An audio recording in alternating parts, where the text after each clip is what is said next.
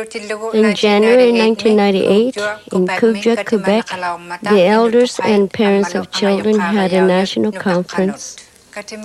And during that conference, they shared their knowledge, wisdom, and experiences. And they will be sharing these recollections of their experiences. Pauktuutit is very proud to announce the completion of the production of 4 video series to celebrate the accomplishments during the National Conference on Inuit Traditional Child Rearing Practices. I'm very proud to introduce Lucy Napaktok, who is a caseworker based in Kougja and will be elaborating on how to recognize symptoms of child sexual abuse, and also she will be elaborating on the impact of sexual abuse on children.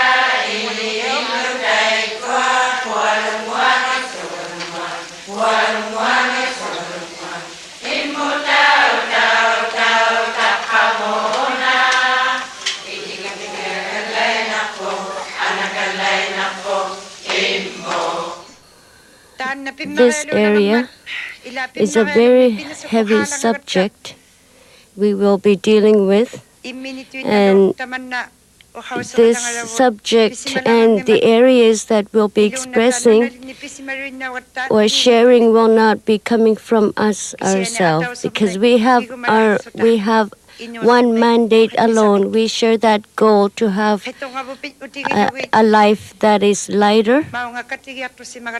And before we start this meeting or workshop, I would like to illustrate verse from the Bible, Ephesians chapter 6, verse 4. It goes,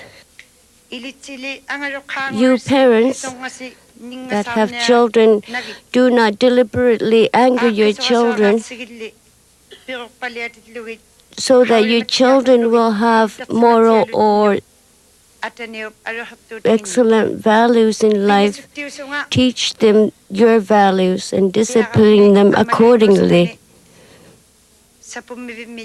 I am a case worker for the past 4 years with the Child Protection Services.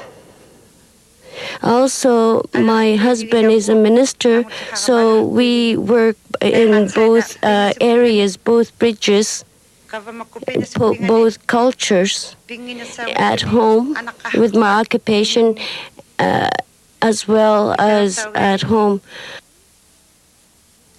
This has become my obsession to assist children that has been sexually abused. I have seen children, girls that have been abused from infancy,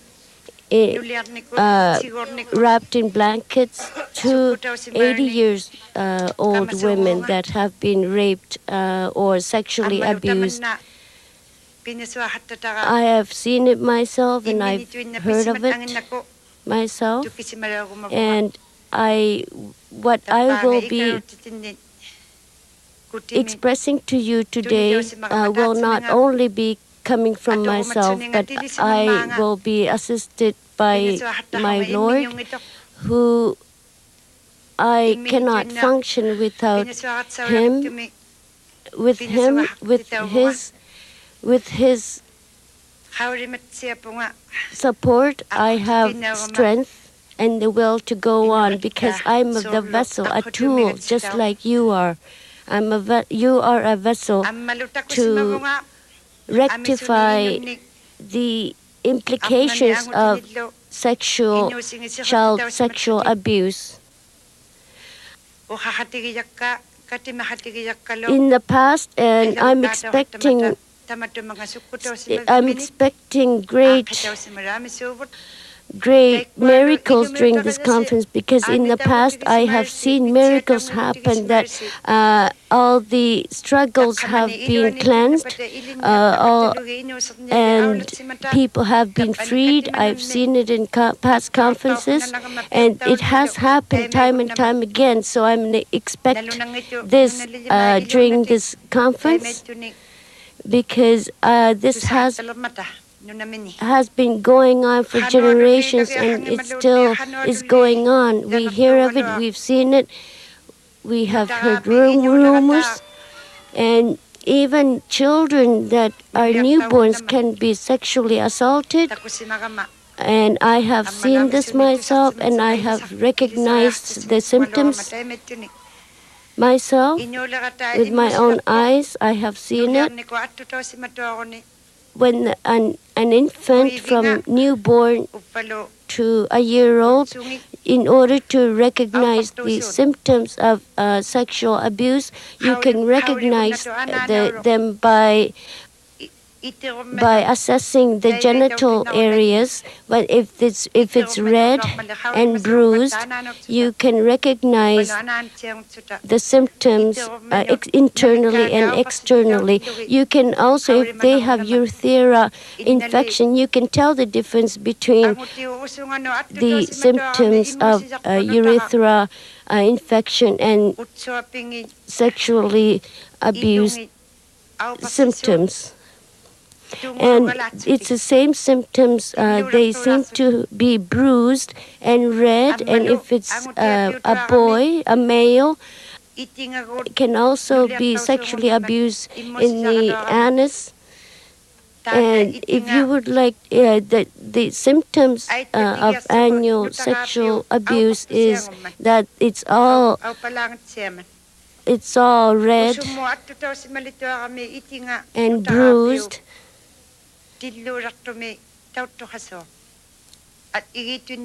Because wherever the area has been ripped or bruised, if you notice these symptoms, then you take this child to the hospital as soon as possible. And a newborn that has been wrapped can be sexually abused not only on the genital area but also on the mouth. If they have been orally sexually abused, the symptoms would be, the child would be abnormal. You can recognize these symptoms by the infant will not suck normally and will have symptoms of mucus, but the mucus would be more of a clot mucus membrane, like fluid. And for infants from 1 year and over, you can recognize the symptoms of sexual abuse through the genital area or the anus or through the mouth. The symptoms would be, they would be ripped or torn, bruised, and they would have hard time if they are wearing pampers or diapers. They would have a heating sensation, and because the anus and the genitals are made for sole purposes of peeing and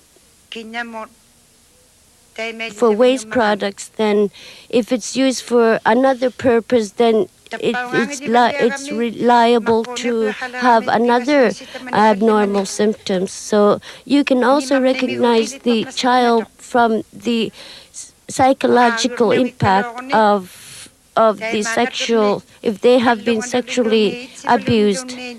because if they have been sexually abused, they have the tendency to act out sexual interactions with other children, or they would be, especially children that cannot speak. Especially those children that cannot speak, they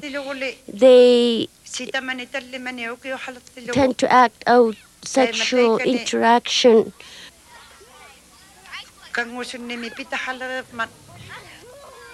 Expressions, because you're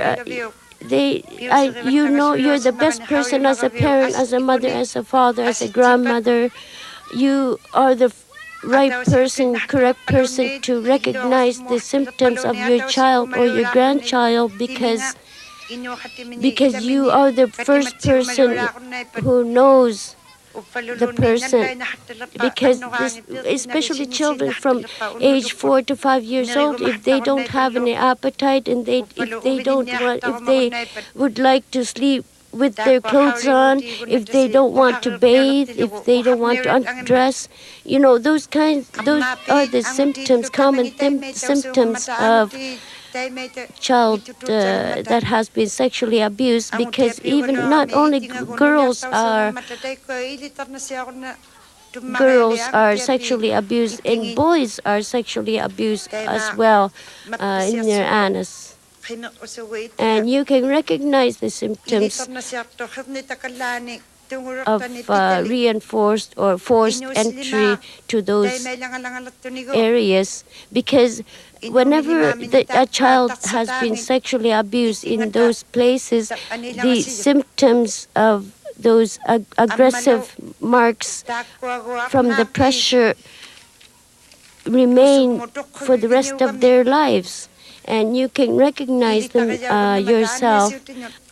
As well as I have taken training on how to recognize symptoms of sexual abuse in the female and male genitalia, and if they have been scratched, even if they haven't been torn, they can be recognized by the physicians.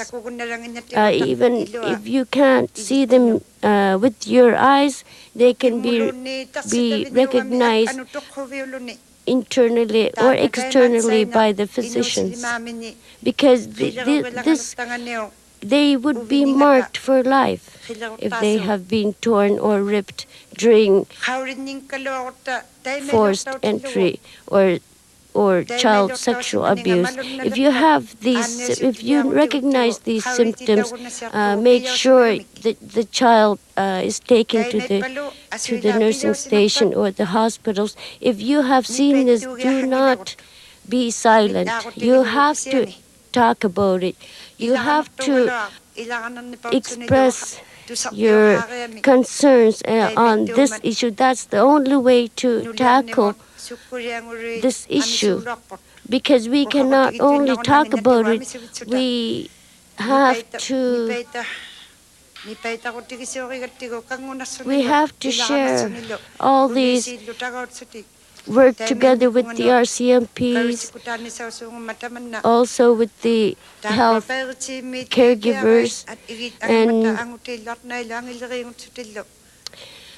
there has been so many children in every age level has been sexually abused. So there's different symptoms, because when the children are older, let's say when they're in the school age area, you can without deliberately trying to find out whether they have been abused or not. When you're assessing their situation, what you can do is use a magazine in a bathing suit or any other. If there's more skin exposed, then the child is liable. If they have been sexually abused in any manner, they are more liable to trigger some bad experience that they have seen or heard about or have experienced themselves, and or even not only on explicit sexual pictures, but on innocent pictures like people kissing, even those kinds of pictures, simple pictures, can trigger those kinds of bad experiences with children. And in the daycare especially, if a child attending daycare acts out sexual interactions with other children, male or female, if they hug and in the back and pretend to act out a sexual interaction, then there is a chance that this child is or might be abused sexually by someone in their family or from the people that he or she lives with. Because the sexual abuse issue has been with us for a long time, even before the Europeans came. This issue of sexual violence, sexual abuse did not come from any other race other than from us. We are not blaming other races because we are not critiquing other races. But anyway, when they're in between the ages of 3 to 5, you can recognize the symptoms from their personality, because their personality would change. They would become very shy, and then they would be scared to be near a male figure or female figure, depending on which sex they have been abused by. Because these symptoms might be very simple symptoms, but it can assist when you're trying to assist children that has been sexually abused. Also, children from the age 10 and over to elders, if they have been abused sexually, the symptoms are the same. They become really mean to other people and not scared to hurt other people verbally. They become verbally abusive, even if they're not scared of their own. Even if they're scared of their parents, then you can notice these symptoms in some individuals, and that can help you in determining as to whether they have been sexually abused.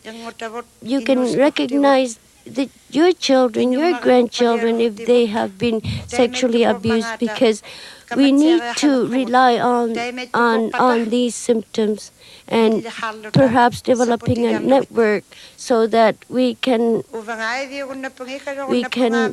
reinforce and resolve these issues and concerns. Even like, for instance, there's local radios out there in the communities. Use those tools to communicate and perhaps escalate more talk on this issue. And in our community, if a child or an elder has been abused, it is not controlled by the local people. It is controlled by an outside agency, which is a child protection agency from the government. because we have different ways of approaching certain situations, acceptable ways and unacceptable ways culturally, because we need to be more sensitive to those individuals that have been sexually abused, because especially the males that have been sexually abused and then have led to prosecution and has been incarcerated, and then after being in jail, when they go back to their communities, their personalities and their manner change.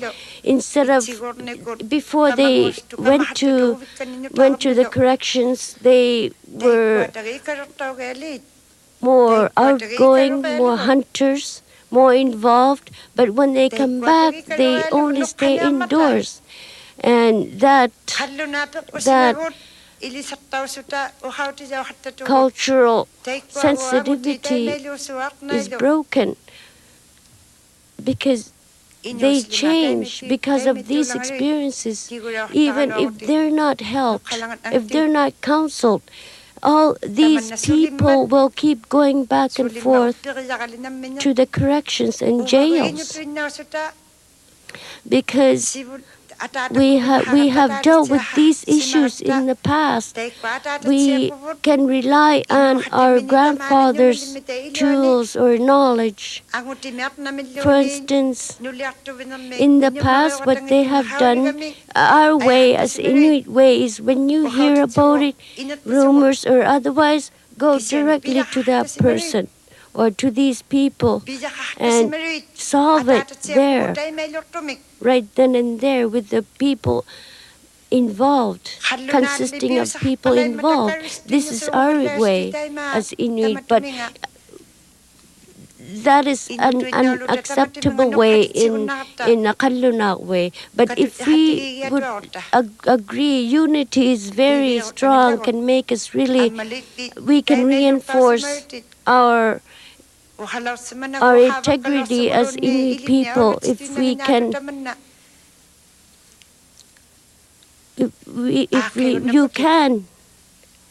you can be free. You can be healed. I have been healed myself, because you can only be free, or you can only be healed unless if you yourself is determined to be. You need to be affirmative in what you would like to reach. If you would like to change, because each one of us have hearts that are the same. Like for instance, if our hearts in itself take them out from our bodies and put our hearts, all of our hearts in front of us, and our hearts would be exactly identical. Your heart over there and my heart over here would be the same. Because our hearts are identical, but our outside external looks are different.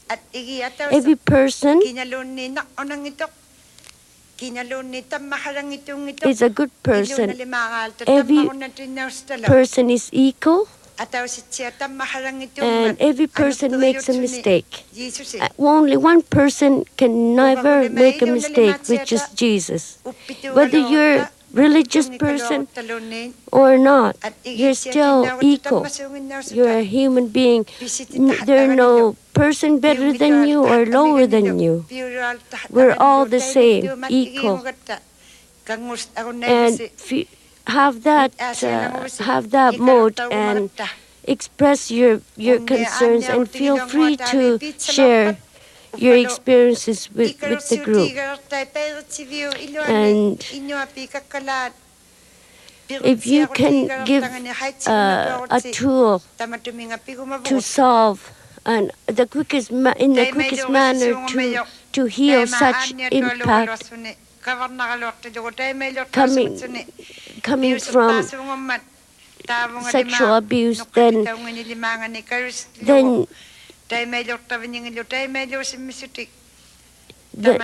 your job is done. We would like to do our damnedest to solve this, because we will not be repeating what you have expressed. Because if you do not break the cycle of sexual abuse, your great-grandchildren can still be sexually abused. Because we can break the cycle, because you have yourself heard this in this conference, how people have been healed from implications of sexual abuse or incest. Because as a child, even if the child hasn't been sexually abused, but if they have been hurt emotionally or physically, then it is almost impossible to get back on your feet, and sometimes can lead to suicide. But it might not be the only reason to commit suicide. But I would like to emphasize again that we are all equal, and feel free to express your concerns and your experiences, because this is your only opportunity, and sometimes you lose your opportunity by not expressing your thoughts publicly. And for example, if you lose your opportunity to express your hurts, your experiences, bad sexual abuse experiences, then you will lose another chance to heal from those experiences. Because whenever I counsel individuals or in a group, I always inform them, feel free to express anything, any thoughts or ideas. I will, during our interactions, I will be like your mother. Feel free. I will deal with you with compassion, and will assist you in reaching your goal, which is to alleviate your struggle with this problem.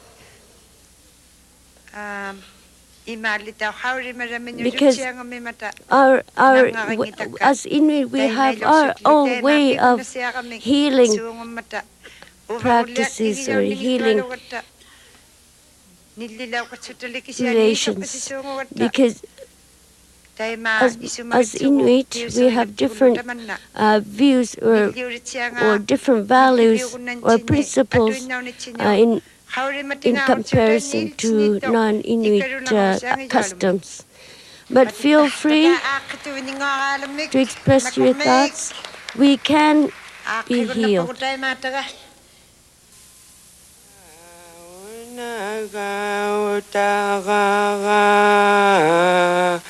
Nagling naktumin nalunay ke koloni ngayaya unaga atatamni atikakloni ayaya nagling naktumin unanalunay ke koloni ngayaya ya unaga bili ayung mi atikakloni ya unaga nutakamini taigui bakloni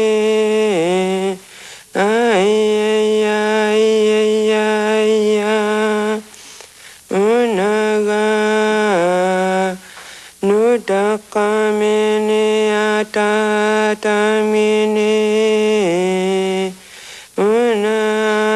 tanu ang minitay gui baklone. Ay ay ay ay ay ay.